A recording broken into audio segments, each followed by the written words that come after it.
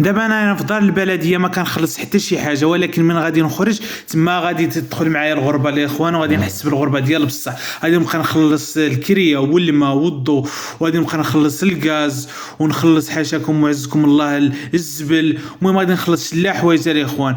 المهم الاخوان علاش كنفكر بعدا نستقر في شي كرفانه ولا، وبعض المرات كنضرب شويه الراس ديالي كنقول لا نزيد شويه نخلص معليش ونكري شي بيت الاخوان. نقول بعدا بيت تكون محشي فيها وتكون امان وتكون شي حوايج. اما الكرفانه الاخوان اللي بغى يعرف المساويات ديال الكرفانه يخليها لي في الكومونتيرات الاخوان، فيها الايجابيات والسلبيات، ولكن حتى الدار فيها الايجابيات والسلبيات الاخوان. المهم اللي بغاني نشرح له كذا يخليها لي في الكومونتيرات ونشرح له الاخوان. المهم الاخوان نتوما باش تنصحوني واش الدار ولا بكرفانه الاخوان، انا كنقول الدار وصافي الاخوان. المهم الاخوان ما تنساوش جيم بارطاج كومونتير ونضم نزيد الصفحه ديالي، والسلام عليكم.